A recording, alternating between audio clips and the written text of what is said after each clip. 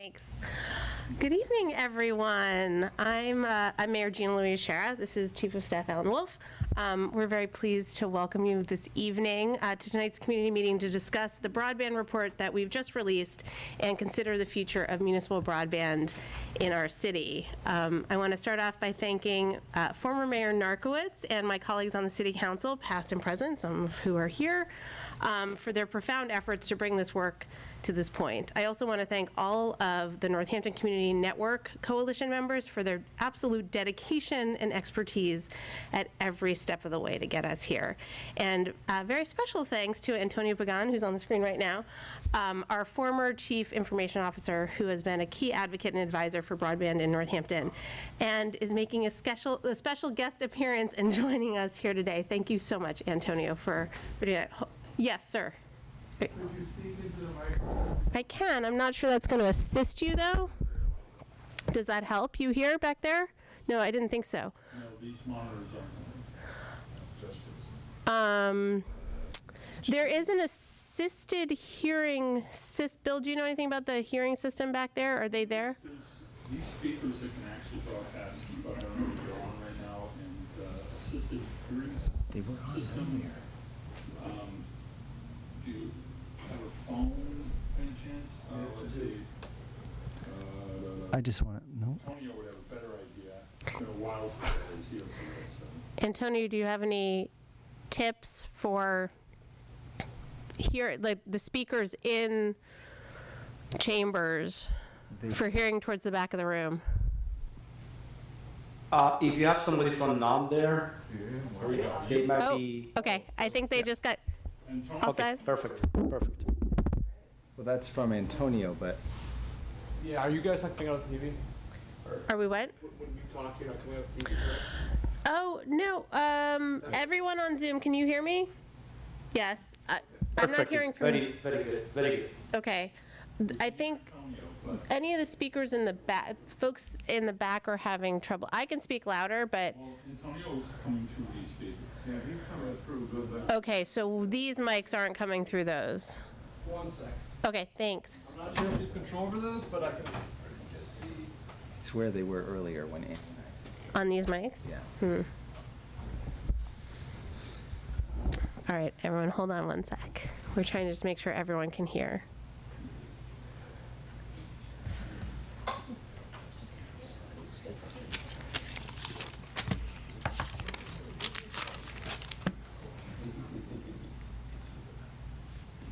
Can you see how many people are joined online? Yeah. There are 58 people online.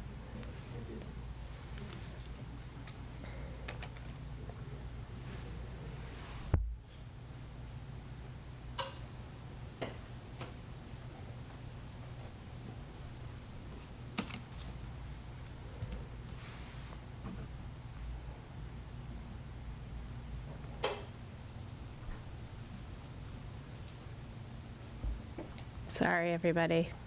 We just want to make sure everybody can hear. Oh. Okay, we're going to shut that down.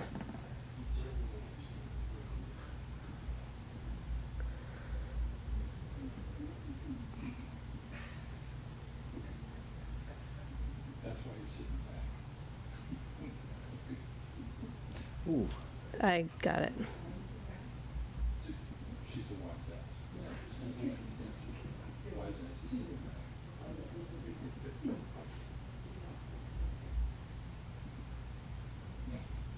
did you find him? No, I should have looked. I'm coming. I'm getting him right now. Oh, he's coming. Was that the troll? I deleted the two. Okay. No, it was not the troll. Oh, there he is. I got him. Goodbye.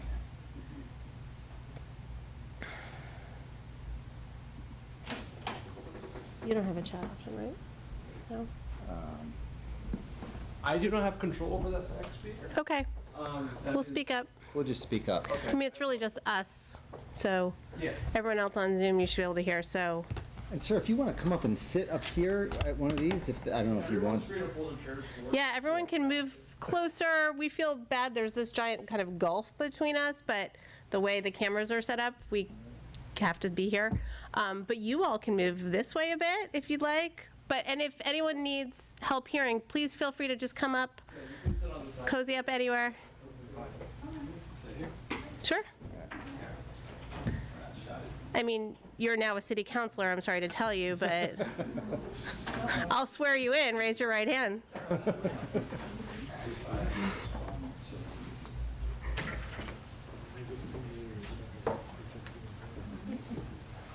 Okay.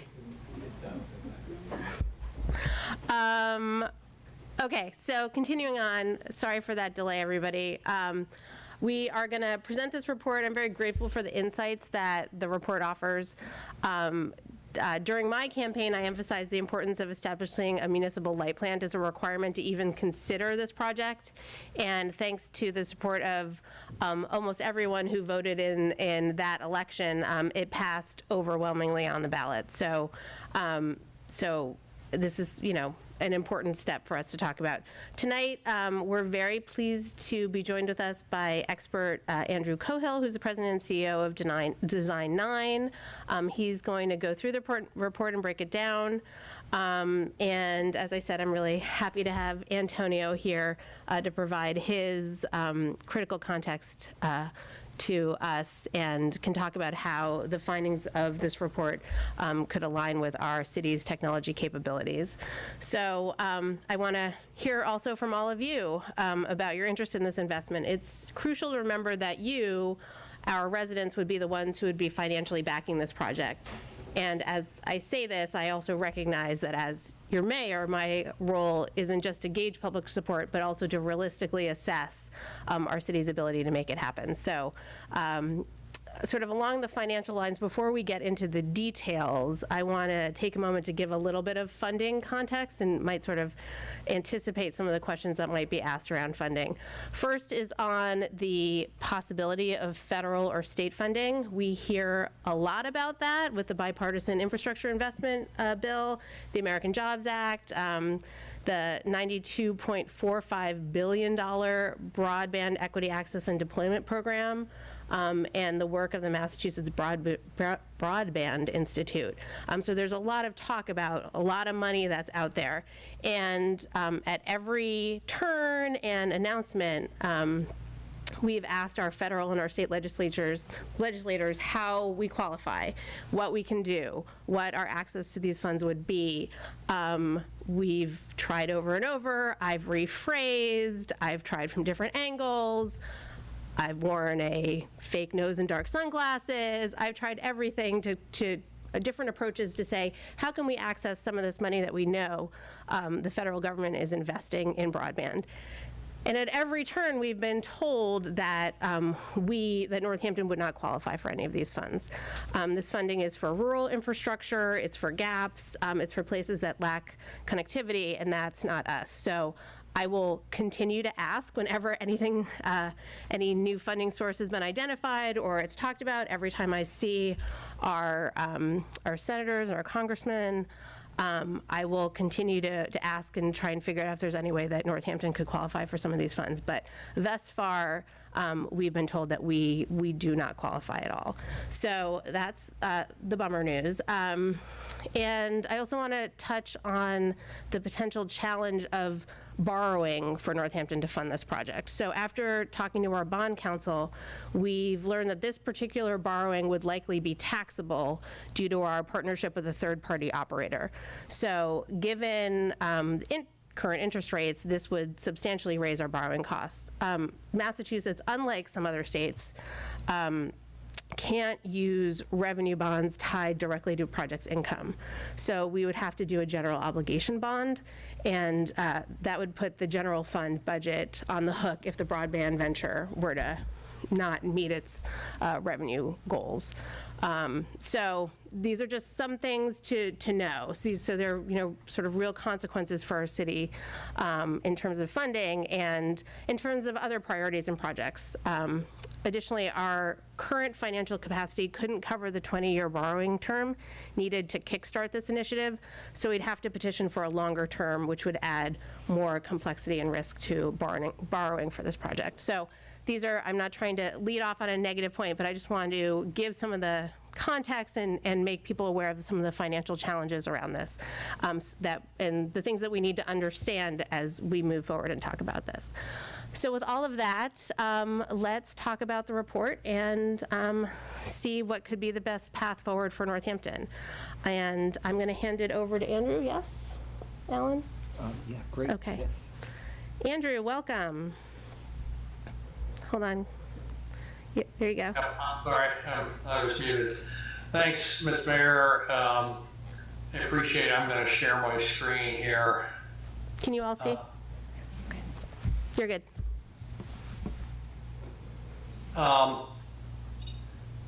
I think that was a good overview. Northampton, the city of Northampton is really faced with the same challenges that a lot of other municipalities are facing. It's really unfortunate the way, particularly the federal funding has been exclusively for unserved and in some cases underserved areas. There's a lot of municipalities in the country that do not have adequate high-speed broadband and that is also affordable. And so the financing is a big challenge. The technology is very mature now, much more so than it was 15 or 20 years ago. It's relatively straightforward to put in fiber to the home and fiber to the business in a community. And it's almost always working out the business model and the financing and governance that is a challenge. We've been working with the city and the residents and businesses for almost 2 years now. We started during COVID, and that really emphasized in many ways the importance of broadband. And even though we're kind of past the COVID crisis, the COVID crisis has changed work for a lot of people. I'm seeing many reports now that suggest that as many as a third of all workers are probably going to continue to be working from home part or full time. So neighborhoods have become business districts. In many cases, you might have more people working on a per capita basis in residential areas of the city than in the business commercial areas of the city. So it's really an interesting challenge and opportunity. It changes work-life balance for a lot of people, often in positive ways. And so that's one of the issues. Internet's not really a luxury anymore or something that's nice to have, whether you're a family with several children in school, or you're a single person trying to work from home, or the worst case we saw during COVID was you might have both partners in a family trying to work from home, and perhaps a couple of kids trying to do school remotely. And we saw that a lot of particularly incumbent internet networks were not able to support that kind of bandwidth that was needed. In 2021, we did do a broadband survey of both businesses and residential citizens. Unsurprisingly, 87% wanted faster and more reliable service. About a third were dissatisfied or very dissatisfied with their current service.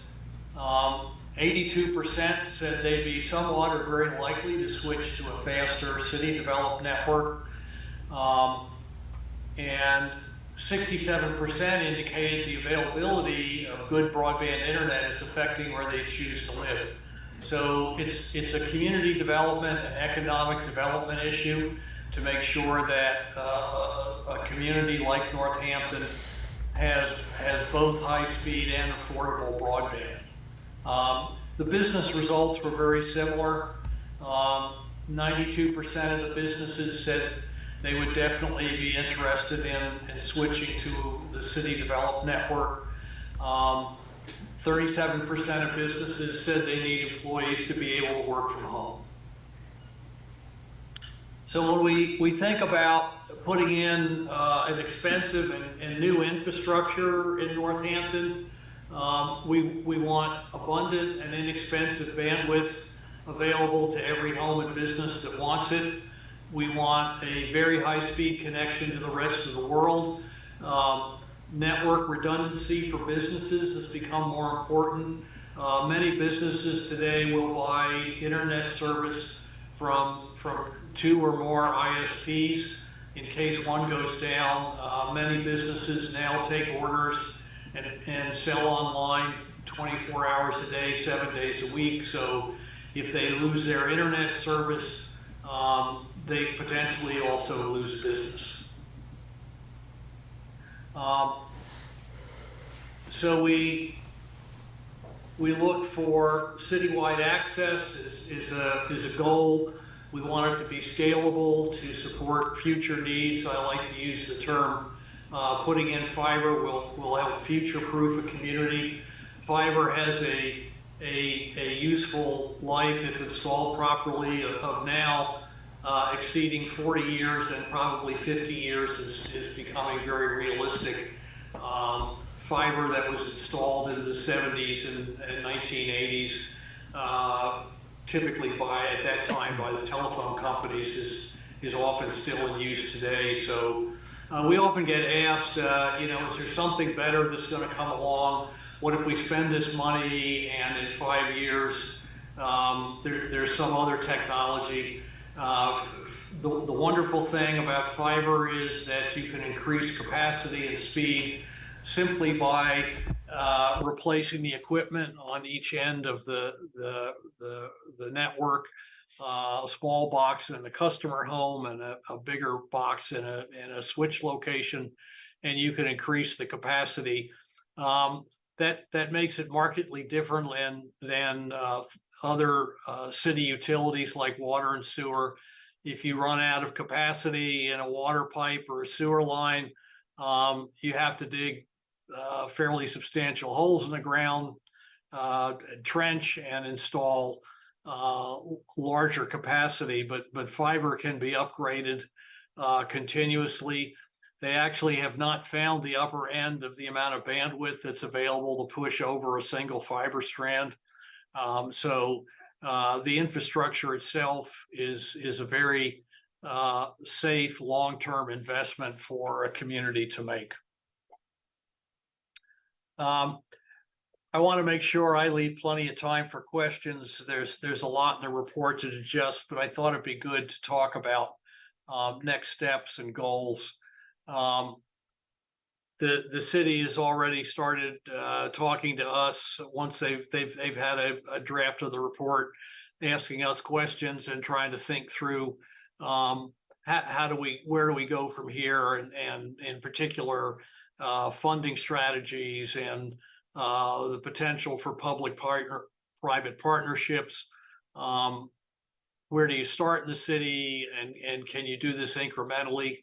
I think it's important to note that the deficit we have in internet service, both in Northampton and around the country, didn't develop over just a year or two. It's really been almost 25 or 30 years in development. And so it's not a problem that can be completely addressed in say, the next year, 12 to 18 months. If the city did go forward with a citywide project, the construction and build out time would probably be on the order of 3 years or so. In the Northeast, winter weather stops all construction for several months. We're located in Virginia and have worked a lot in the Southwest and in the Southeast, and we're blessed with milder weather, and often construction can continue all the way through the winter season, but in places like Massachusetts, New Hampshire, Vermont, Maine, and in some places in the Northwest, there's a period of often 4 to 5 months when construction's just not possible to do, and so that extends out the time required. So it's important to realize once the city picks a plan and starts that it's going to take a little while to get everyone connected. We are not recommending that the city become an internet service provider. We don't think the one thing that is changing in terms of the internet is the kinds of services that are available, and we think that's best left to the private sector. I like to use the roads analogy to explain how a public-private business model would work. Communities and localities build roads. They don't own the businesses that use those roads to deliver goods and services. So what we've really talked to the city about is thinking about building a what's called an open access broadband infrastructure that can be made available to private sector service providers. They would pay a fee to the city that would generate funds to pay for the cost of borrowing and operations. And residents and businesses would order and receive their services from private sector ISPs. So the intention here is not to compete with the private sector, but actually to help the private sector businesses expand their market and business opportunities, create jobs in Northampton, and provide better services. It's going to be very important. The city has someone in local government that takes a leadership role in the project. I don't think it would be the mayor. It would be someone like the IT director or CIO of the city, who would have would be the single point of contact for the effort. Communities that have been successful in this kind of effort have usually been able to identify a strong leader, and so we see that as quite important. The mayor gave an excellent overview about grant opportunities, and as she said, the city is going to continue to look at all available opportunities, but as she indicated, the city may have to look at bonding or other kinds of funding strategies to reach these long-term goals.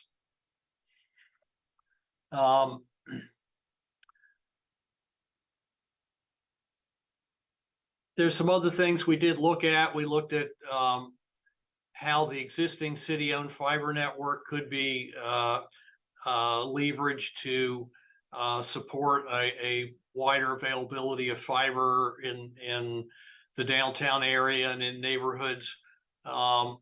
We looked at how the city's using smart poles and fiber can, wide availability of fiber can make it easier to deploy smart poles and offer a whole variety of services like better Wi-Fi and cellular data services.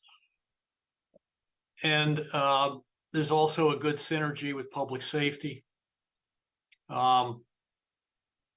By combining being able to put several kinds of devices on poles, you can have fewer poles, and in particular, you can work with the cellular providers to share cell space or pole and tower space rather than each provider putting up their own towers. So I know one city deployed fiber in their downtown area, and they used some of the fiber to control streetlights to save power, and they used motion sensors to dim or turn streetlights off when there was no one around. So, and the lights would come back on as soon as a car or someone walking a sidewalk was detected. So there's other opportunities besides just using internet at home or in a business. And so all of that begins to tie into a smart city concept, improving public safety, improving the way Northampton uses energy, making the city more green, reducing the cost, the money spent on energy by finding ways to save money. There was another community in North Carolina that actually ran fiber to all their parks and softball and soccer fields. They were spending a lot of money keeping the lights on late at night, and someone would have to drive around and turn the lights off. They automated all that. They saved money on staff time, and they also saved money on the amount of energy they were using because the lights were turned off more efficiently and effectively. Andrew, can I just interrupt for one quick second? Sure. I just want to clarify a point for folks that we are aware that, so the smart city capability that Andrew just talked about with security cameras, we're aware that we have an ordinance, and we've shared that that's something that Northampton would be interested in. It's just a capability they've offered other communities. But we have an ordinance that doesn't allow security cameras in the business district, so it's not something that we would use. Okay. Part of our work was to provide the city with some cost estimates, and so we looked at several different areas of the city, including downtown and 3 different residential areas, some higher density residential, and some larger lot areas, and this was used to develop cost estimates. We looked at where the fiber backbones would run, how many homes and businesses could be connected in each of these areas, and develop cost estimates. And we use those cost estimates to develop an overall estimate of costs for the whole city. So here is our layout for the downtown area and being able to hook up businesses. And just in the downtown area, it was about $500,000 to do the downtown area. There's another one of the residential areas that we looked at, and the estimate there was also about $500,000.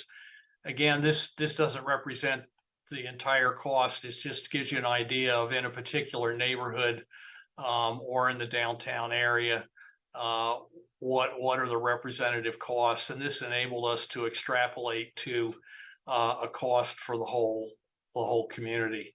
This last area, what is this? The Northampton Residential 2 was about $850,000.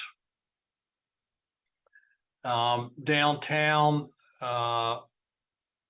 was a little more complex because of the layout of the streets, and that came in at about $2.3 million.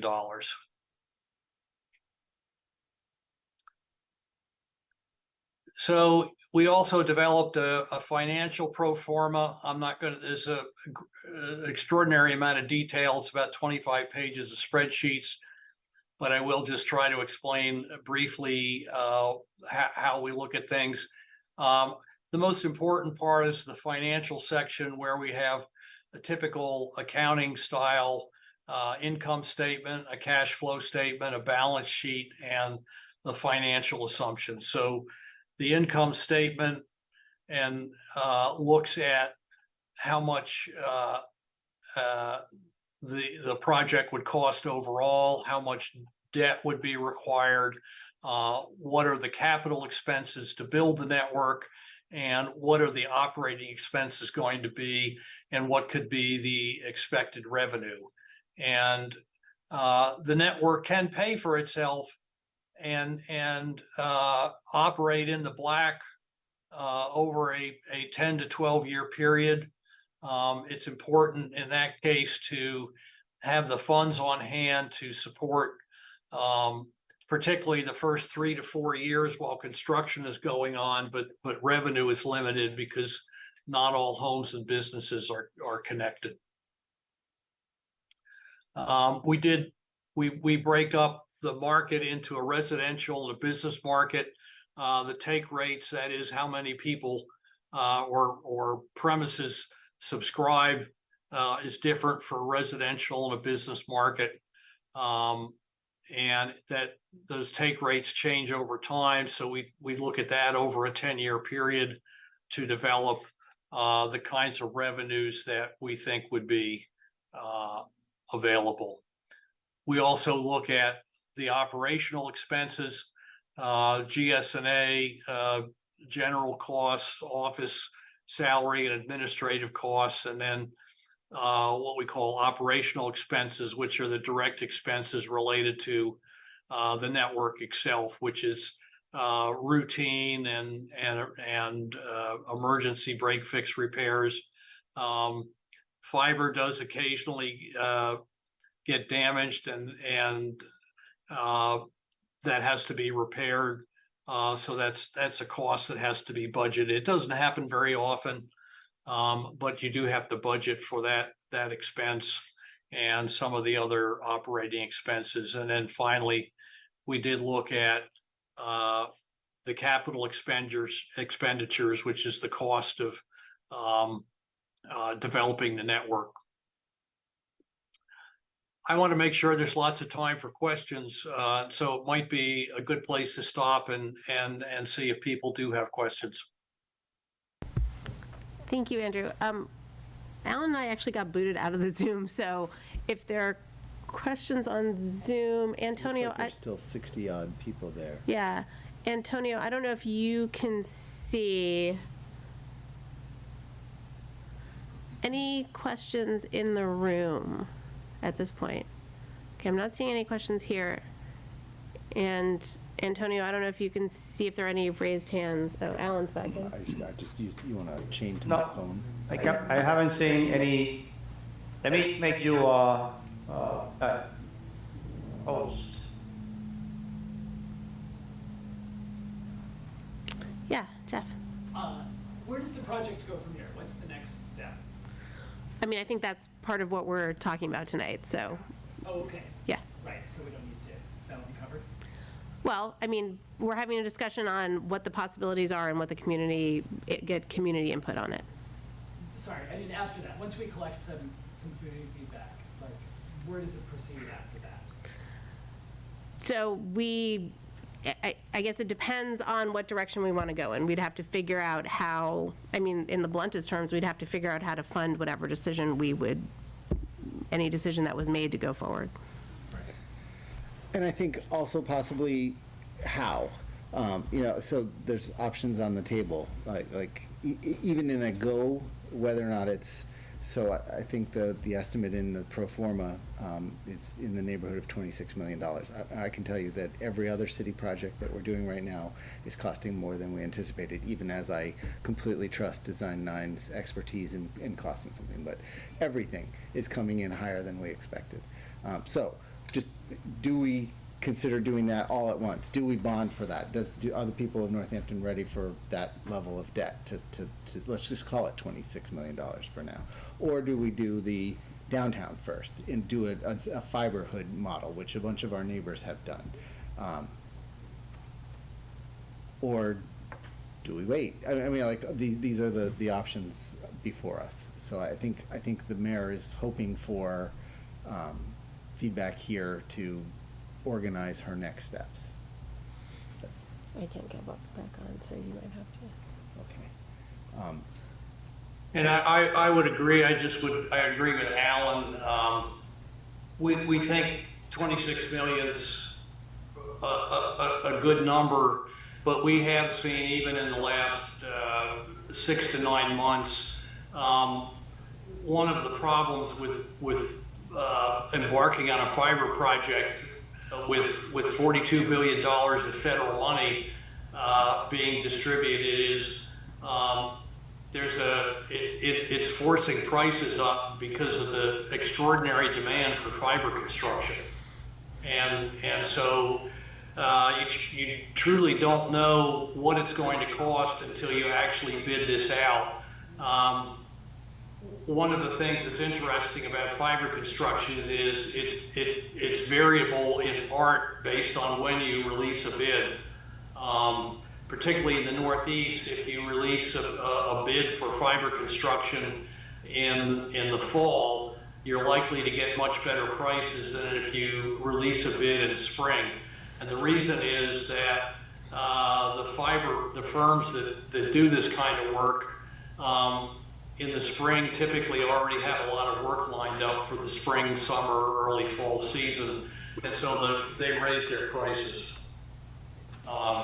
So it is a factor to consider, and it may be that an incremental approach by the city, which is doing smaller portions rather than bidding out, say, the entire city all at once, might be fiscally prudent.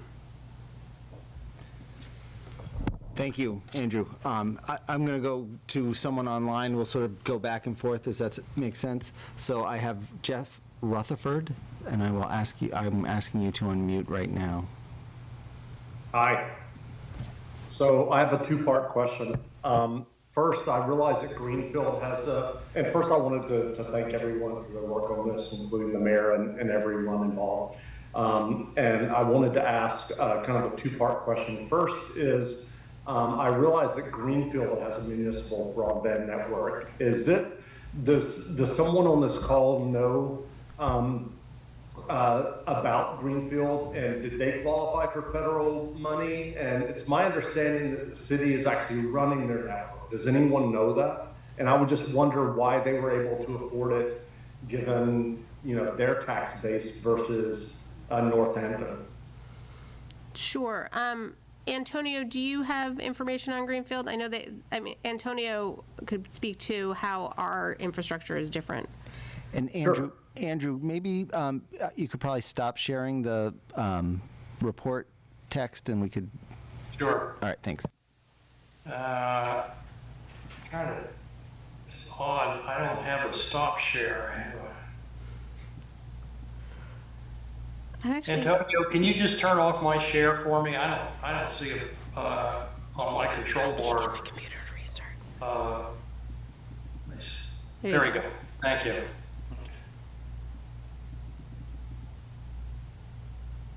So, Mayor, I can speak about what I know of Greenfield. Number one, Greenfield has a very limited area. They actually develop, as far as I know, and this is, maybe a year old information. They limited their installation to downtown area and a very little amount of residentials. And they use also Wi-Fi instead of fiber. So which, or no Wi-Fi, but wireless technology instead of fiber. So their development was less costly, and their goal was not as much as what Northampton has envisioned to do on a broadband network. So, and still it was a very, based on my conversations with the IT people there and the person that actually recently has been managing the network, it's been, a very tough process there because of funding. So basically is the case. Gotcha. My second question, I wondered if Design 9 has a sense, and I don't know if they did it for this particular study, but when you're talking about a public-private partnership, do you have a sense of the private companies that are out there that are willing to come in? I would just hate to see the city go into this amount of debt and then turn around and Comcast is the one who comes in and says, we want to use the fiber to offer broadband, and it's the same price that we're paying now, which is astronomical. In general, whether it's an open access municipal system or an entirely privately funded fiber system, we see the cost of fiber internet substantially lower, often by 25 to 40% than equivalent cable internet services. So that would be one of my least concerns, that you wouldn't see some fairly significant reductions in the cost of internet access. It's not unusual to, if you look around the country and see what both public and private fiber networks are charging, something like a 250 meg symmetric service might only be $55 to $65 a month, which is far superior to virtually any of the cable internet service offerings that might start at $85 to $100 a month or more. But I guess my question is, if we build this, do we have a sense of the private companies that would be lined up to offer it? I mean, I'm just curious. I mean, if we spent all of this money and it got passed, I mean, are there companies out there that are ready to roll? Yes, in fact, we just worked with a city in Idaho that made the decision to build a network to their 8,000 homes. And before construction had even started, we were able to help them sign up 4 different service providers that were going to offer competitive services. So that's one of the opportunities. It depends a little bit on the final business model, but we've never seen a municipal system that operates on an open access basis have trouble getting a provider.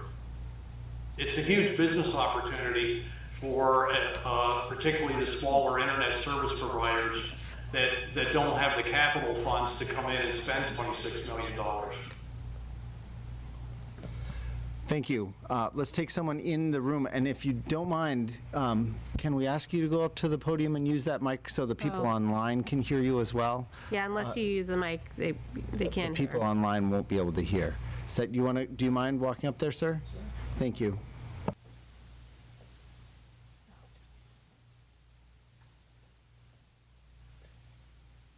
And there's a little button on it that you need to push to make it go green. You'll see it right around the ring. And could you just state your name, because we'd like to have, for the public record, we like to know who is here. It is a troll. Anyway, my name is Jeff Saltzman. I live in Stoddard Street, which is a stop prospect. I've been following this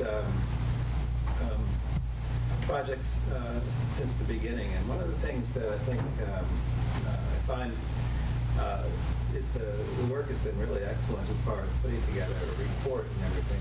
But one of the things going forward, I think it's going to be necessary that people translate this particular report into something that will pass muster politically or financially for the voters. One of the things is that I don't think people differentiate between 26 and $22 million, but what they do differentiate is the whether they're paying $45 or $65 for symmetric gigabit or the internet, for example. I think that's one of the things that this report needs to do further. There's already the basis for doing that, but a stake in the ground has to be placed in order to make this something that voters or people making decisions about this particular project, it's putting the cart before the horse by saying, oh, we need a $26 million bond, or maybe we could get some money from grants or something like that. It's not relevant really to the voters because they don't see it in terms of the services provided to them. And yes, some people will worry about, oh, well, we're, I don't know what the bond rate would be. We're paying an extra 5% on a yearly basis for this particular bond. But the thing is that it's really going to be about what people will have in their hands, and it's very difficult for people to make decisions otherwise. Thank you. Thank you. Thank you very much. Next up, we'll go online to Sarah, and I will ask you to unmute now.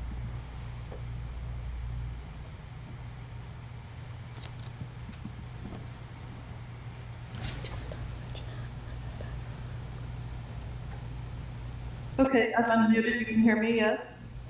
Yes. I'm Sarah Metcalf. I live in Northampton. I have two questions, really. The first one I wanted to ask was just about the kind of construction that would be necessary to lay down all this fiber optic stuff. I mean, are we talking about tearing up streets? I'd like a sense of how disruptive it will be.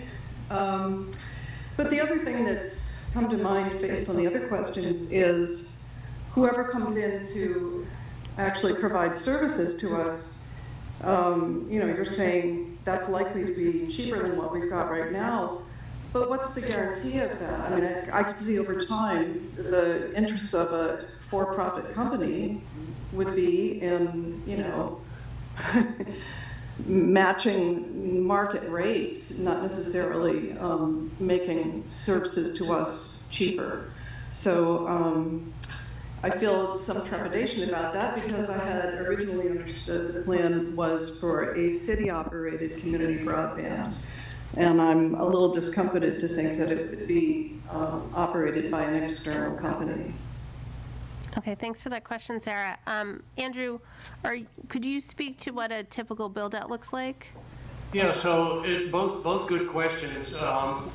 We costed this out using, assuming it would be largely underground.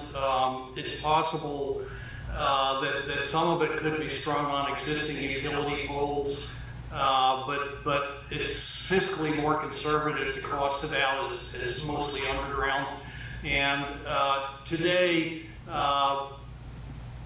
you don't see anyone installing fiber, tearing up streets and digging ditches.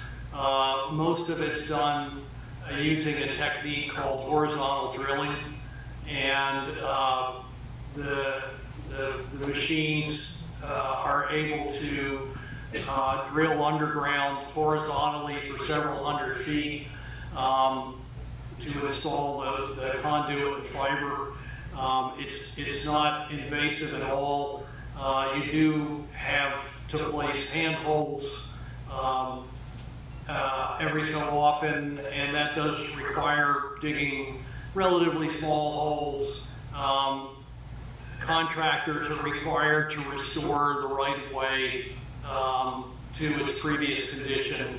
And so they, after the construction is complete, they come through and put down grass seed and straw or replace shrubbery as needed. So it's not very little street gets torn up. There may be a few places where small trenches are needed, but it would be largely with the horizontal drilling. Most of the time, you can't tell 2 days after the conduit's been installed that any work has been done. In terms of who would operate it, the service providers, remember the city owns the infrastructure. They're not just going to hand the keys over to a private sector provider in perpetuity and say, do what you want with it. And if it's operated on an open access basis, it could be that there's 2 or even possibly 3 providers that come in, lease capacity on the infrastructure, and they would compete with each other. And competition is a wonderful thing. It helps keep prices low. and it helps keep customer service of good quality. Thank you, Sarah. Sir, do you want to approach the podium? Good evening. My name's Al Simon, live on Ford Crossing here in Northampton. I'm very glad to hear the citizen questions and comments because they're going to be very similar to what I am going to speak to tonight. I'm excited about the possibility of this project because I see it as a creation of a public utility. And the promise of the public utility is actually that it provides something at less cost than the private sector is willing to do. And just a few comments I've heard, and I'll echo them about my dissatisfaction at price gouging that we're all subject to. I think we all can agree that everything costs too much, and this is an opportunity to actually reduce costs for homeowners in this city. And I think what's really important is if we acknowledge that this is a public utility, then the city must operate it in a way that guarantees that what is provided is less than what the private sector will charge us. There's an obligation there. I do get a bit nervous when I hear public-private partnerships because my impression is the public pays the costs and the private gets the gain, and that can't happen here. So if the city cannot somehow decide to limit the cost of the service in its agreements with service providers, if it cannot or will not do that, then this project probably shouldn't go forward. But I'm actually quite hopeful that we develop this public utility because I think that would be a great benefit for everyone in the city. Thank you. Thank you, Al. So, I mean, we would never go forward unless we were providing a better, less expensive service to the people in Northampton, and that we would be able to have a pricing structure that would allow for lower income people in our community to pay less than other folks. So that would be really a main purpose to do this.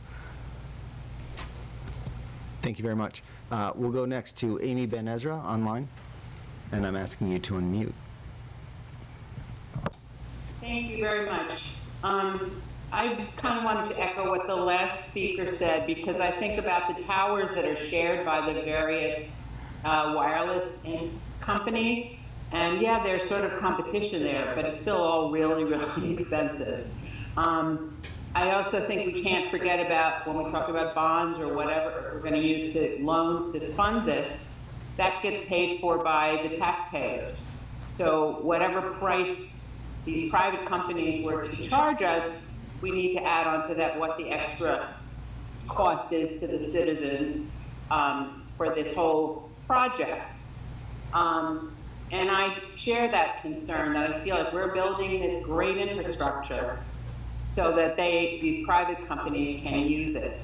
And I'm concerned about our ability to set price structures for them that will be better. Because what I hear from everybody who complains is, yeah, there's glitches, there's problems with their internet or whatever, but their biggest complaint is they're just gouged and they have no alternatives.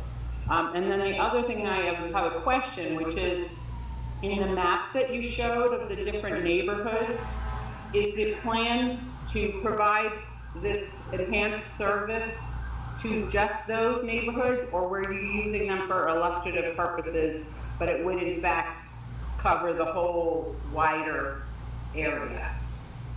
Thank you, Amy. Yeah, so the maps that you saw, so the goal would be to cover the entire city. We chose 4 different areas that we thought represented sort of typical different parts of the city. So, you know, one more downtown and more dense, one more rural, one near a school. We tried to get sort of a representative group for Design 9 to then go and look at and be able to tell us what, and extrapolate out for the entire city what it would cost to be able to do this. Thank you. You're welcome. Thanks very much. Ma'am, would you approach the podium? So polite. So nice. Figure out what I'm pushing down. It's already on. If it's green, you're good. Good. So my name is Heather Craig, and I live in, if everybody in town lived where I live, we would qualify for that poor people, poor people discount. We also, where I live in Meadowbrook Apartments, we also qualify for a lot of wetlands rehab if we had the right approach to get that money.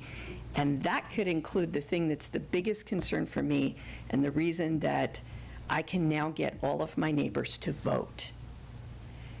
Because the way that we, first of all, we're in a ditch, so the cell towers don't reach us. So 9 times out of 10, your cell service in my apartment or in my complex doesn't work.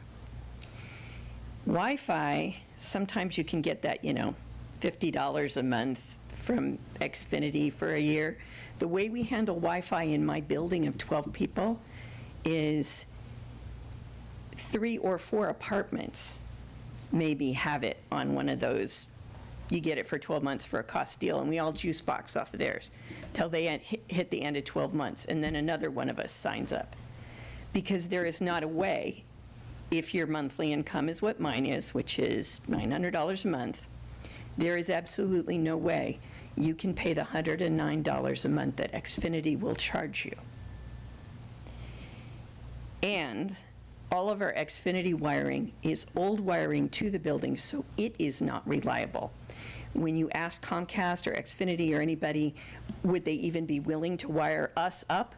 Their answer is no, we would not touch that wetland with a 10-foot pole. So I am very grateful that I live in Northampton, and several speakers here have talked about that, because I don't want the city to end up in a financial bind, but I know that myself and my neighbors will not have access. All the kids in there, all the elderly people will not have access to internet reliably unless we get a solution, and this would be the best solution because the city we all live in controls it, and we know how to negotiate with each other, and this is actually a really concerned city that wouldn't want to have a whole segment that couldn't be serviced. So I don't actually even have a question. I just wanted to tell people that what everyone has said has made me feel a lot more hopeful, and it's also made me wonder, is there any way that we could get any wetlands money to lay the cable in the wetland I live in? Because that's just a piece of money, and if we were going to part out the bid, and we parted out part of that bid to where I live based on the fact that it is a wetland that would not be built on, we're only there because we predated the EPA, we might have another money pot that we could find. So thank you very much. Thank you, Heather. Thanks, Ms. Craig. So up next is Ace Talo online, and I'm gonna ask you to unmute.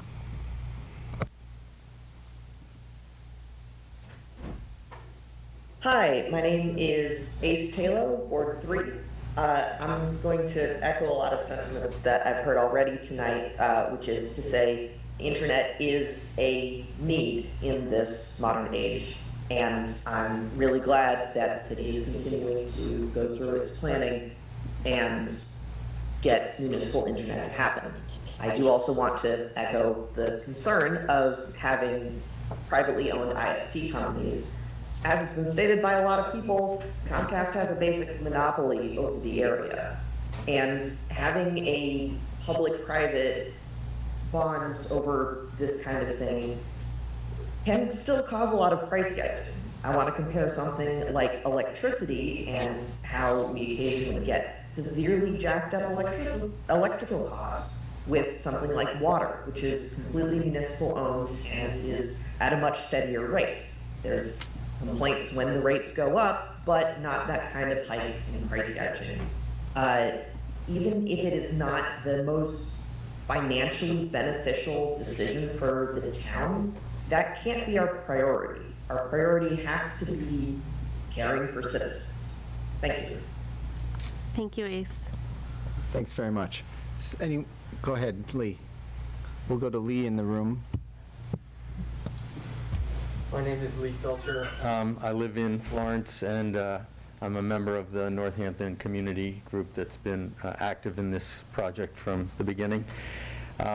Andrew, am I correct when I say that Design 9, after doing this analysis and showing that there'll be positive cash flow starting in year 4, and based on your projections, the system will make money, that that Design 9 thinks this is a good idea for Northampton? Well, it's not up to me to decide whether it's a good idea for Northampton or not. I think that part of the reason the city's having this discussion and others is to make that determination. Our job is to provide information to help you make a good decision. But your survey showed maybe 80%, 87%, I think is the number you said earlier, of residents support better internet. 92% of businesses said they would think of switching. The mayor has made it a priority in her campaigning. So Mayor, when you said earlier in the meeting that for funding, based on Northampton's situation, we maybe wouldn't qualify for a 20-year bond. Could you speak more about that funding situation, since it seems like there's good evidence that that a network would be supported by the community, and the numbers, the financial numbers that Design 9 shows in their spreadsheet seem to make it show that it would pay for itself over time. I guess based on what you found with the funding, maybe we could ask Design 9 to go back and rework their spreadsheets with the funding model and see, does it still make sense that way, based on what you've learned? Okay. First, Andrew, could you make me host or co-host? I got booted out of the Zoom, and now I can't turn my camera back on. Because I think Alan and I got booted, and you became the host. Congratulations. So having spoken to the finance director, what she said is that our current financial capacity we wouldn't have enough financial capacity for a 20-year term. We would have to go to a longer term to be able to make the numbers work. Does that answer your question? So we would borrow the same amount of money, pay it back over 30 years instead of 20 years, and the monthly payment would be less. Is that how that works out, or In terms of the monthly payment, I don't know. I would have to ask her, but we would have to borrow for a longer period of time. So would you be able to make whatever those numbers are available to Andrew to rework the spreadsheets and see if it still financially plays out the way it does in the existing report? Absolutely. And Andrew, I can't remember if we talked about this before, about maybe... Yeah, we can run a 30-year projection. There's also other ways to fund this. So we have provided the city with a variety of funding options. And some communities, several people mentioned that they were interested in viewing this as a public utility, which I think is great. But a number of other communities we've worked with have looked at the idea of having an internet utility fee of, say, $12 to $18 a month that every single household and business pays. And that would be one way of financing the network and keeping borrowing costs low. And in fact, with one community, what we looked at was that for that $12 to $18 a month, and what the exact number has to be worked out financially, but everyone would get what we call the Lifeline internet service, which would be adequate for some school work or some nominal work from home. And then there would be additional tiers where you pay additional funds for a faster connection. But the other approach that we mentioned in the report was a special assessment. Leverett, Massachusetts actually did a 5-year special assessment of $600 a year per household, which worked out to about $50 a month extra for 5 years. And they were able to build, it was a small town of about 700 homes, but they were able to build fiber to everybody's home in about a year. But each home continues to pay, would continue to pay that special assessment for that 5-year period. So there are other ways to do this. But people have to recognize if you wanted to operate as a city utility, we've got to find a way to fund that. And so this is where we'll test the 92%. Was that just a referendum on Comcast, or are people ready to reach into their pockets and $600 a head? I can't even imagine. Well, I'd like to make one more comment, and that is, I'm not sure I'm an advocate of the funding methods that Andrew's talking about now, but you know, in the spreadsheets that Design 9 laid out, it looked like starting in year 4, there starts to be some positive net income, and that by the end of the 10-year projection they made, it looked like there was about $6 million on hand. And one option potentially could be, you know, people have voiced concerns about, you know, what's the monthly cost of this going to be.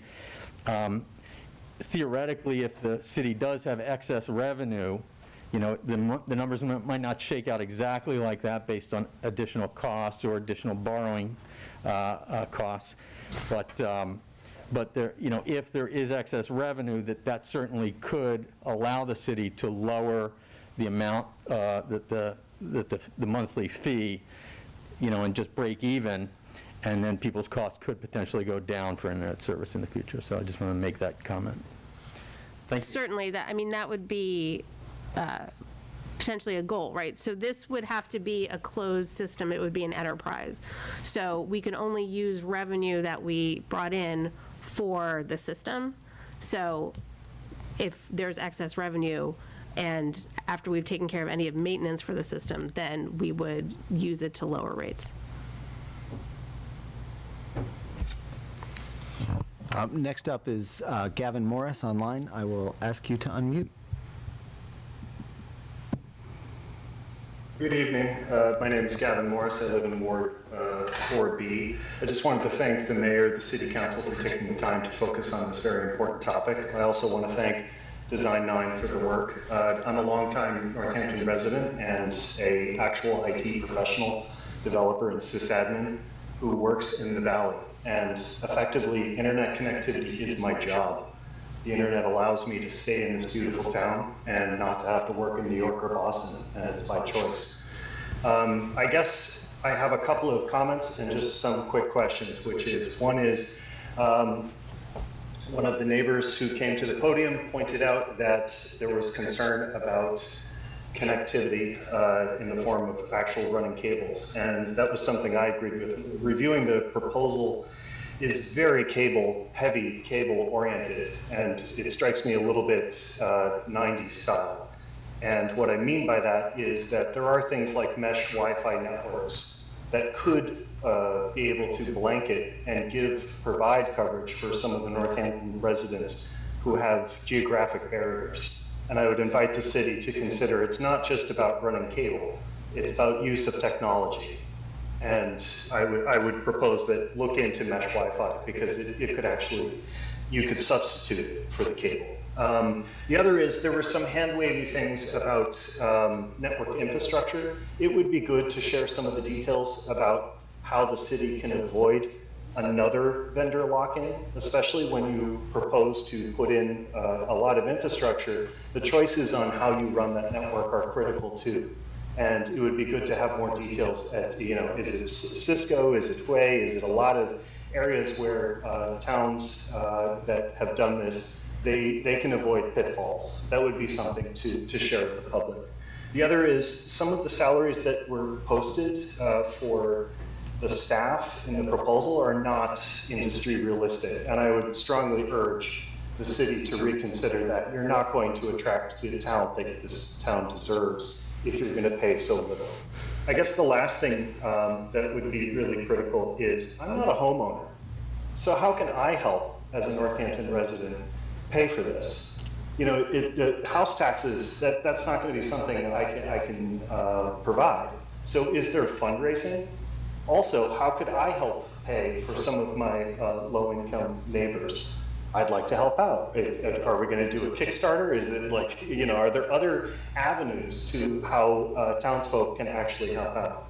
And I guess the last question is, I also share a good deal of concern for the public-private cooperation, because I'm not hearing anything about what the service does in terms of net neutrality. And I think that's an important value that most Northampton residents have. Thank you for your time. Thank you, Gavin. You covered a lot of ground there. Andrew or Antonio, do you have anything you could respond to in that? Particularly, I was in the first point you made about the technology. I mean, I like to kick it old school with lots of things, but not technology. So I'm curious about your take on that cable. This plan is very sort of 90s style. Yeah, I can speak to that, Andrew, if you allow me to. I would say that, Gavin has a good point there. This discussion that we have had for a few years, we've been trying to keep our conversation based on very general costs. There are technologies, and what Gavin is talking is about hybrid networks. And we have talked about it. Is a couple of things I want to say. We are using, estimates based on, the known networks. And I know Design 9 is up to date with all the technologies, but we basically just decided to go with the standard construction based on previous experiences of them. But yeah, you got a point. I think that there's two different things. One is the planification or the planning stage that we are doing here. The next stage, if the city decides to move forward, is to go into engineering. And that's when you start talking about the technologies, whether it's brands that are going to be using, whether it's Juniper, whether it's Cisco, whether it's something else that is going to be used as a backbone equipment. But I think it's a little premature to talk about those things because, I think at this point we are talking about whether it's feasible or not for the city to start. And talking a little bit, since I have the attention about other questions that have been asked, we are obviously, this is government, so the process is going to be 18 to 24 months once the decision is taken.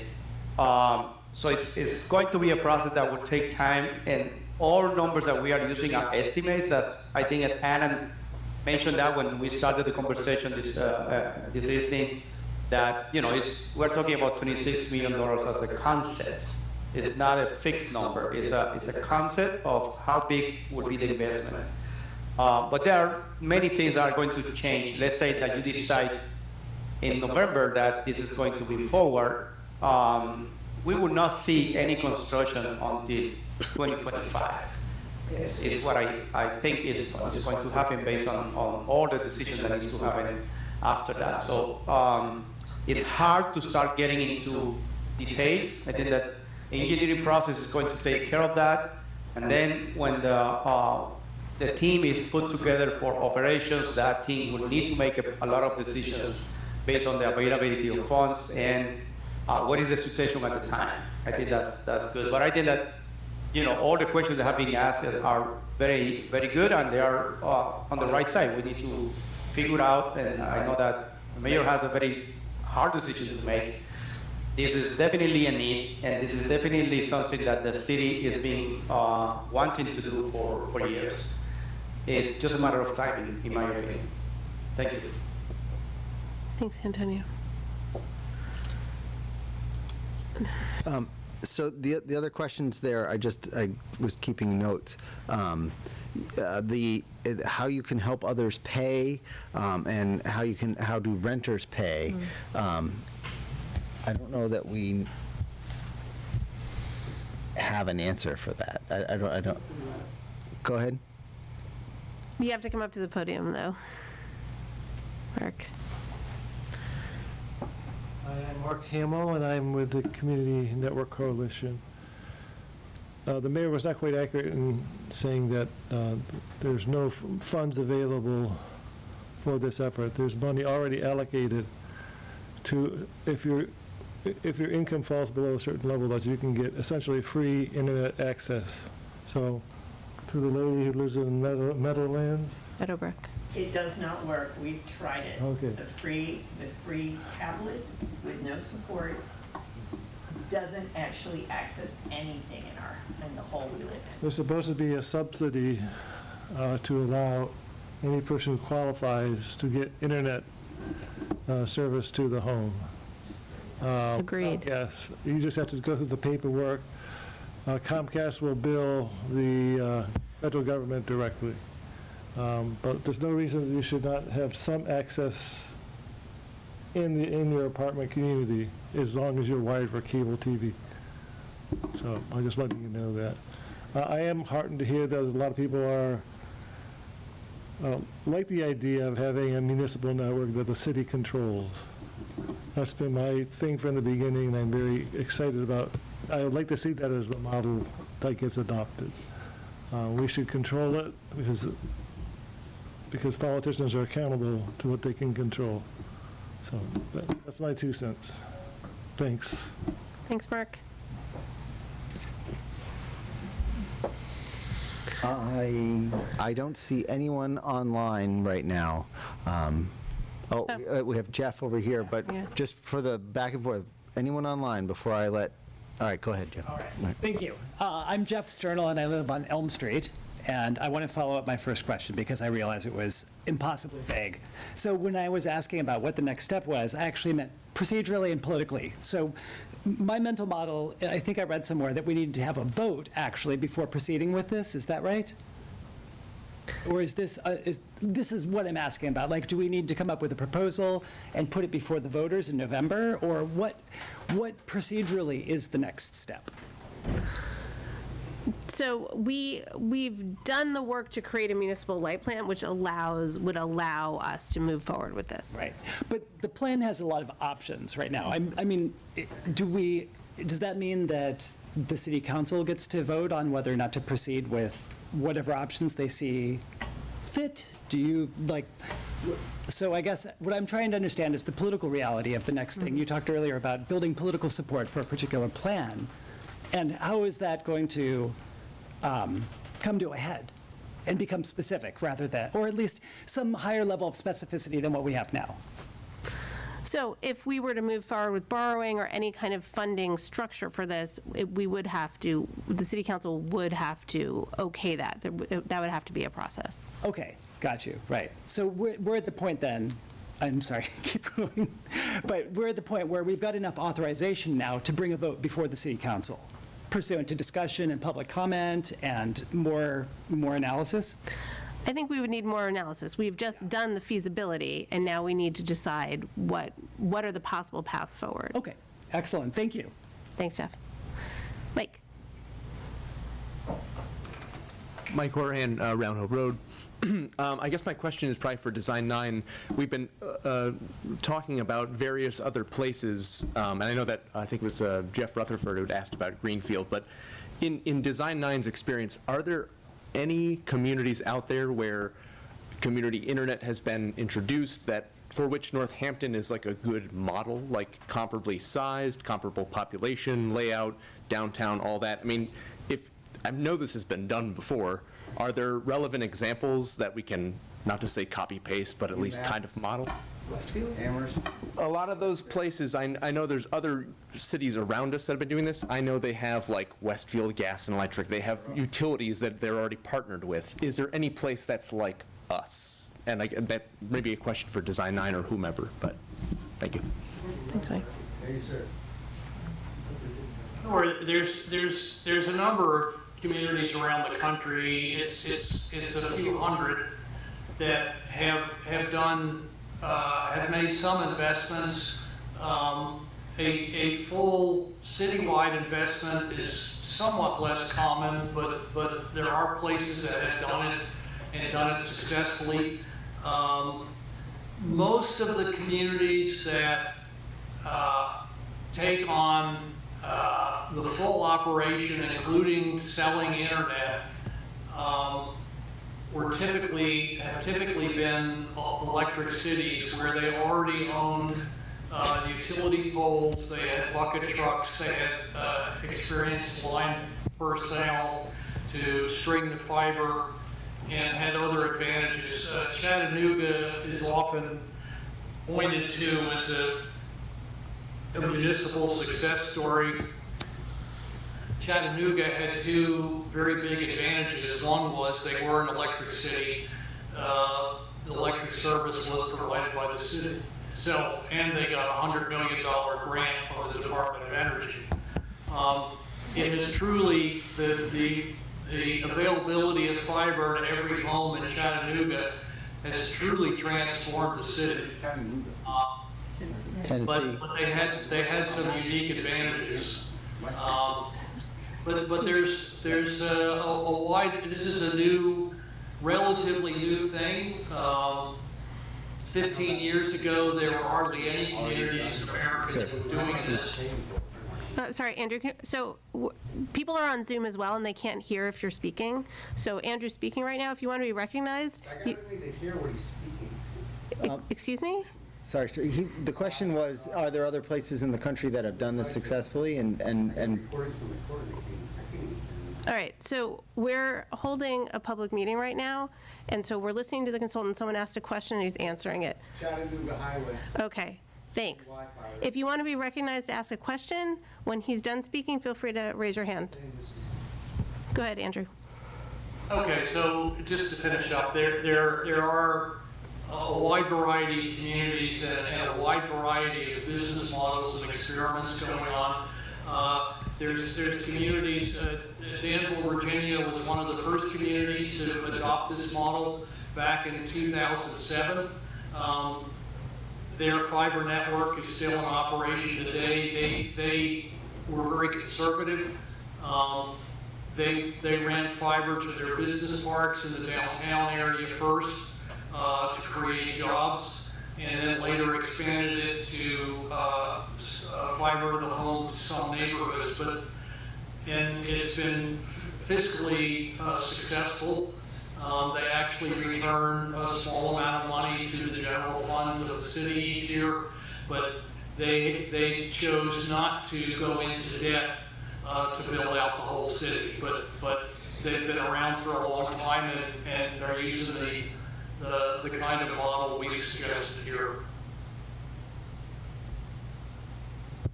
Thanks, Andrew. I see no questions online. Is there anyone else in the room?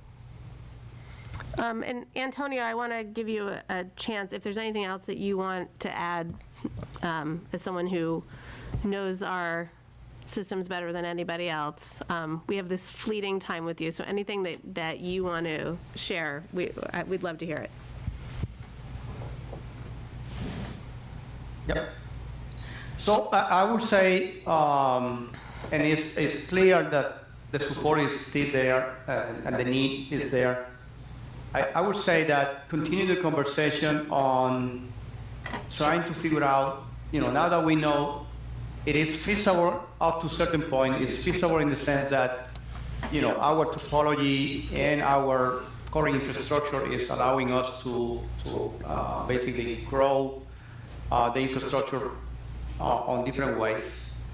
I think that the conversation should be among the community members and leaders on how to take advantage of, some opportunistic situations where, for example, similar to what Andrew just described, instead of looking at the whole city, just look at, okay, how if we take advantage of some areas that are really ready for this and do a small development in the next couple of years, and then from there we move into something else that will cover the whole city. I'm very cognizant of the need on the low income areas.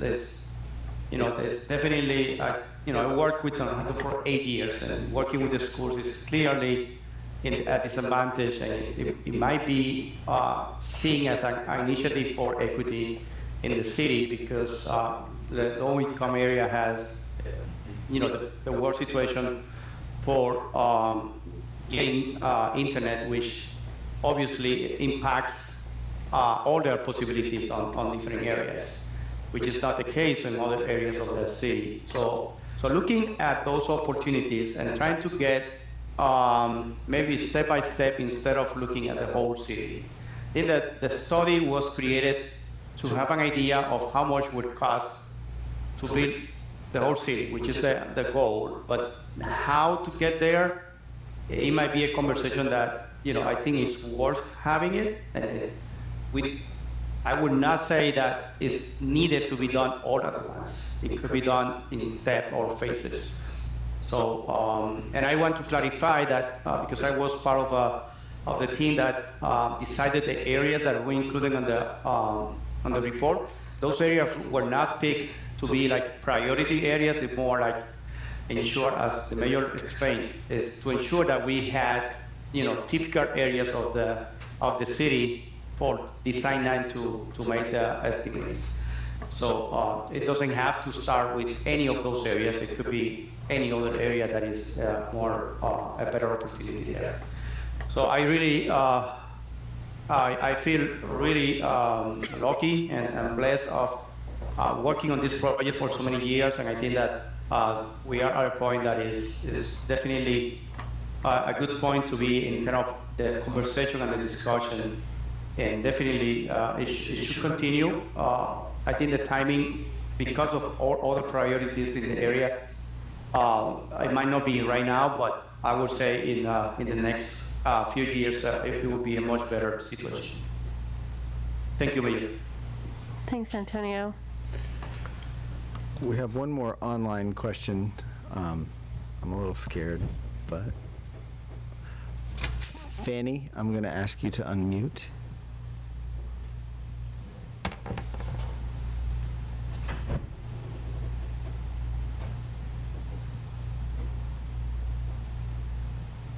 I'm trying to get unmute. Fanny, I'm asking you to unmute. Oh, there we go. No. They're not unmuted. Hello? Hello, hi. Can you hear me? Yes. Okay, good. So I unfortunately was unable to make the beginning of the meeting, so I don't know what was said there, but I do feel strongly against private-public partnerships. If we do this, I'd like us to do it so that it is completely city-owned and city-run. I feel like the private-public partnerships, as someone said earlier, too often end up with, it's out of pocket for we, the taxpayers, and it's for the, one way or another, sooner or later it becomes controlled by the private entities, and someone else mentioned even internet neutrality, and if I as a citizen of Northampton were to participate, I would, and I'm strongly in favor of this, I would want it to be that we have complete control, and I know you want to try to keep the cost down, but once you get into a public-private,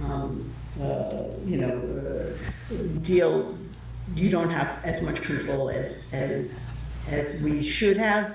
And I also want to say that I thought I understood, even going way back to telecommunications in general, that we as citizens own the bandwidth, and we're leasing, and we often forget that the private companies are just leasing from us. Am I correct about that?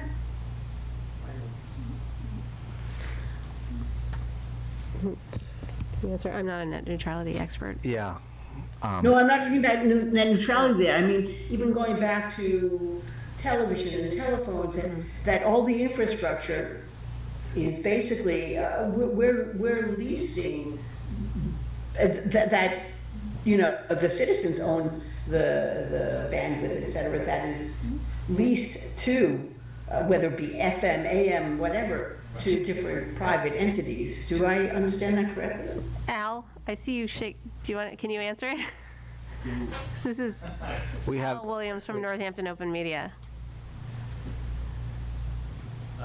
No, that's not correct. There's rules that the federal government governs the airways. So if anything is broadcast through the air, whether it's television or radio, the FCC regulates that. Anything inside of the city, the telephone poles are owned, and I'm not exactly sure who owns the poles specifically in Northampton, but it's typically owned by the state. Some of it's owned by the state. Sometimes the city owns some of it. Sometimes Verizon owns some of it. So there can be a lot of situations. So those poles are owned, and there's very complex rules for how actually the room on the poles is governed too. That's very intense legal language around that. So no, we don't own any of the bandwidth. Didn't mean the city in particular, but I meant that I think whenever we get into these public-private things, we, the taxpayers, end up on the short end of the stick. So yes, I was thinking of the FCC, I was thinking about broadband in general, but I just feel that, to make my point, if we're going to do this, and I'm for doing it, I want us to have complete control. I'd like it to be a totally public utility, and that's all. Thank you. Thanks. Next up, we have Anne Louise Smolin, who I'm asking to unmute right now.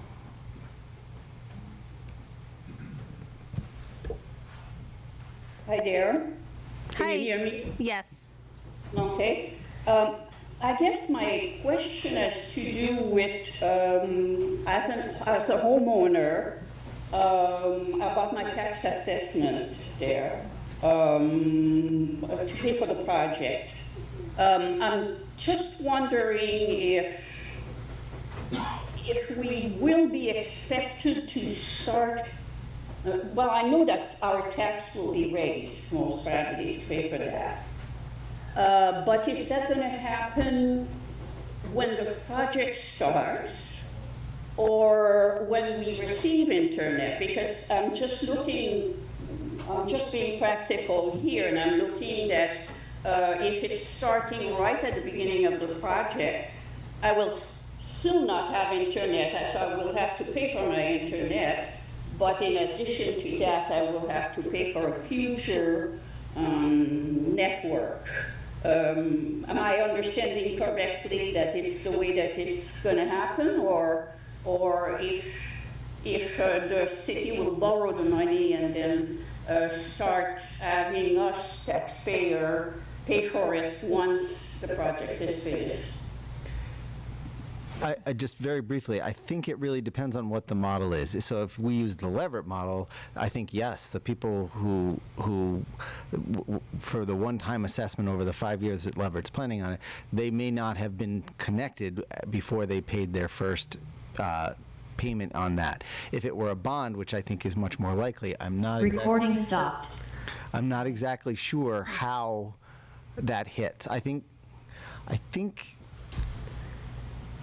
I honestly, we should get an answer on this, and this will obviously have to be part of the next steps of this conversation.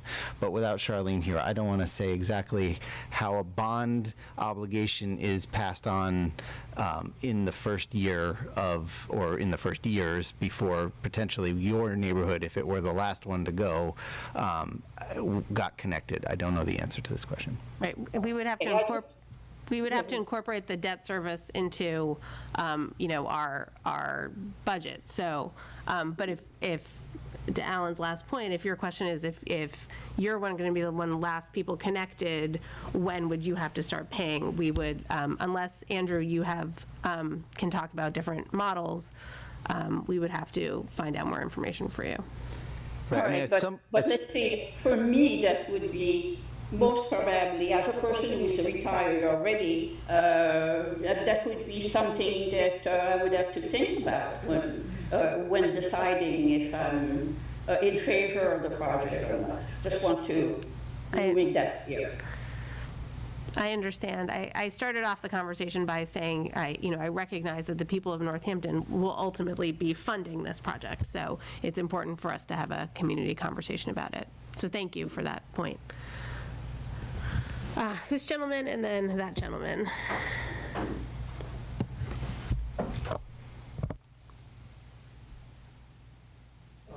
Relatively, Hickory Drive in Florence, I still would feel better. I mean, yes, we don't have the expertise to operate this, but there's no reason we can't hire people who can.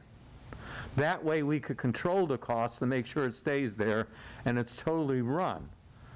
You know, and you can hire the people to do the job and need what, just like everyone else is going to have to do. But we could control the cost then. If it's outside, we can't control the cost.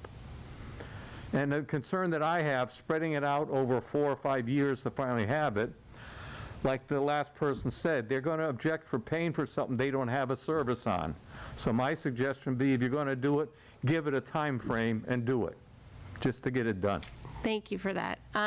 I understand. So as we've sort of talked about, some communities have the infrastructure already, and therefore it's easier for them to operate a utility in that way. For us, this would be creating a whole new utility, which would have significant additional expenses to it. So it's just something to factor in. And I just would say, maybe Lee or anyone else who, or Design 9, the sort of the fiberhood model is you build one neighborhood and then that begins to bring in revenue, and then that helps fund the next. So the hope wouldn't be, if we went in an incremental model, I don't think it would be planned that someone, if you were doing it downtown, say, first, that someone in Leeds was paying for that.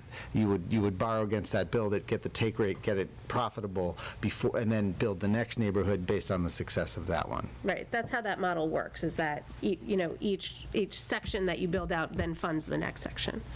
But it's on the tax rate. You have to bond for it.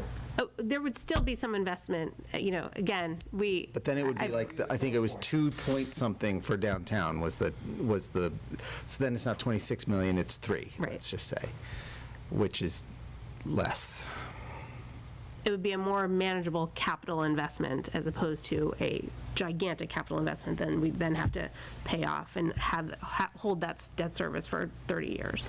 But ultimately slower for everyone to get access, and in the end, probably more expensive that way. Mr. Dwight. Hi, Bill Dwight, Myrtle Street in Northampton. As someone who's been advocating for this for close to 20 years, it started as a pipe dream. We transitioned from, and we always know that what happens with pipe dreams when they start to bump into reality. And the fact is that actually we're doing this in a very responsible and deliberate way, I'm sorry. We needed to do a feasibility study. Plan 9 has done a great job, actually. I think they've given us a pretty good menu, but the fact is that when I imagine when people first were thinking on the ballot question and also on the surveys, it was basically said, would you like a 3-course meal of, a 5-star rated restaurant? And everyone said, oh, hell yeah. Yeah. And the fact is now we're being served, we're essentially getting a McDonald's menu, and and this is disconcerting for some, because always the issue is the cost, and then the impact of those costs. And and I really do appreciate that we're having this expanded conversation. There's more of a sense of reality of how this translates and what benefits it provides for the community. There's no doubt. I mean, the benefits are actually, I can't see a downside, even if it's private companies who are the ISPs. Because right now, what we function under is essentially a federally sanctioned monopoly. Communities are forced to basically only negotiate with one provider, and really it doesn't give you a real position of strength when you negotiate terms and what the services that you want. You're stuck. I mean, we have 2 choices. We can tell Comcast to go pound sand and we don't get anything, or we basically have to capitulate to whatever it is they're willing to parse out to us and then brag about later on their website. So it's not unicorns and rainbows.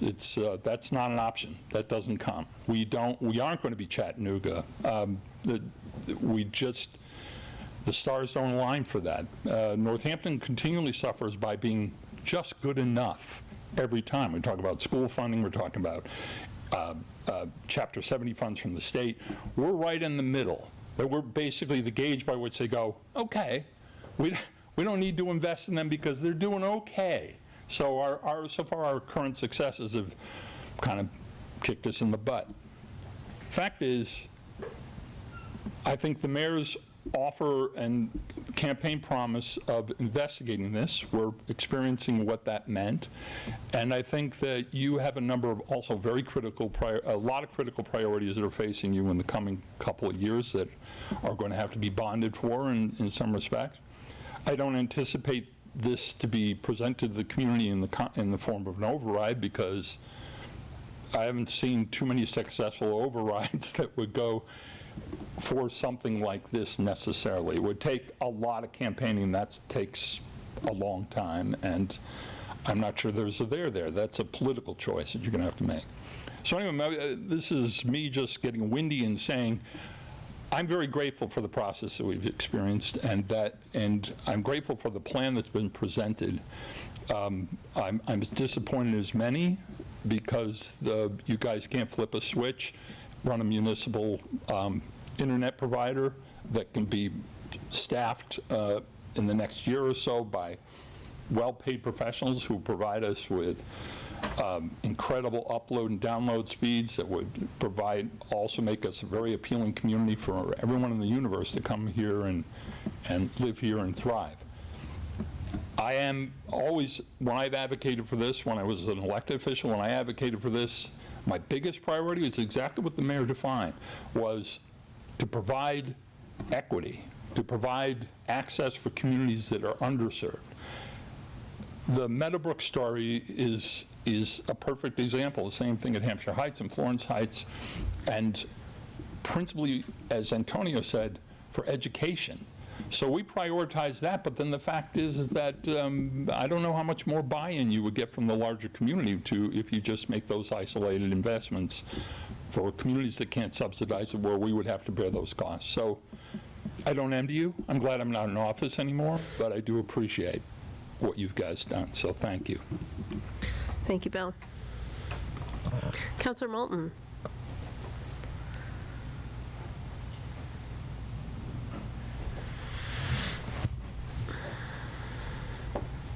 Thank you. Thanks, Andrew, for the work you've done to help guide us forward. I wanted to reflect on a couple of things that were said tonight and try to connect them. As Andrew pointed out, internet is not a luxury anymore. It's a necessity for education, for many people to work, and just generally to be connected to the community. And to echo what Bill said, and building off Antonio's comments, I want to make sure, as an elected official, I'm the Ward 1 city councilor, I want to make sure that we go forward meeting the need first of those people who are unable to have adequate access now, people of lower incomes, people who are the most vulnerable in the community. And Antonio made a very, very good point about equity. And when we talk about building sort of political will for this, political support for this, that is how I will be primarily guided to make sure that equity is at the forefront. And I also took note of Gavin's offer and questions about how people who have the means can help pay for this if they're not homeowners. And that is a question I think that we as city leaders will be exploring. So I know that the mayor shares my feelings about equity as well. So I think it's important to state that is really, for me, and I'm sure for others political leaders, that is going to be one of the guiding forces as we look at both the funding and the timing of this. Thank you, Counselor. I do share that priority with you. It's the primary reason that we would do this. Thank you. Welcome. And Penny is approaching the podium. We have two folks who have spoken already that are online, so we're going to go with folks first that have. You go ahead. No, Penny, I'm saying you're up. You haven't spoken yet, so go ahead. Just Penny Geis, I live in Leeds, and I'm a part of the Broadband Coalition, as you know. And so I just have two things to say. And the first one, and the big one, is thank you. Thank you for all the work that you have both put into this. And secondly, we're still here for you.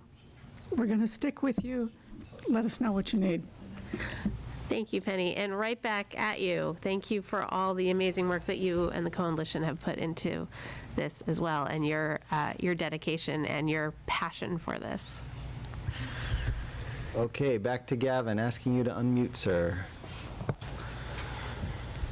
I just wanted to echo what Mr. Dwight said, and also add a response to one of the neighbors who was concerned about rising taxes. And it would behoove the city to maybe pitch this to folks who are reticent about paying more taxes. This is not just about the fine ideas of equality and making sure kids are connected. This is also an investment in Northampton's future. This is literally a jobs creation moment. And as someone who works in the tech industry, I can tell you this is changing cities, not just in the manner of pushing out Comcast, but we're in a 5-college area. If people stay here in Northampton because they can do startups, because they have internet connectivity that doesn't put them out of a job, that's the future of American jobs. So there's a lot at stake here. And when we do future investments like this, yes, your taxes will rise. They're always going to rise, but the value of your home and the city and some of these empty storefronts, they're going to get full again, because people like me who are employed are going to go downtown and shop because the Wi-Fi is provided, because there are smart poles, because a lot of the reasons that have already been mentioned here. So while yes, it does feel painful, and no, it's not easy to feel like your taxes are going to be rising again, but you are literally investing in the future of the town, and I appreciate your time. Thank you. Thank you. Thank you. And we have Alex, who's raised. I'm going to ask to unmute. Hi, thank you so much. My name is Alex. I live on Pine Street in Florence. I mostly just wanted to give a big +1 to what Gavin just said. I'm a technology worker. I work in software. I work at home. I've worked at home for over 5 years. And I choose to work here because I love working and living in the Valley. I work for a software company that is completely remote. And I think that that is a trend that will continue. And I think that there is a lot of advantage and a lot of attraction to people coming to Northampton, choosing to live here because it's a place with secure internet that can support them being employed here in the Valley. So I just want to second that opinion and that sort of status. And I also wanted to say that I appreciated the complexity and different perspectives in this discussion. It's been really enjoyable to hear everybody talk. Thank you so much. Thank you, Alex. Okay, that's everyone who's asked to speak so far. Is there anyone else? And Antonio had to leave. He says goodbye to everybody. All right. Andrew, any parting words or of wisdom for us? I think this has been a terrific discussion. This is probably the largest public community discussion we've held in the last several years, or been part of. I really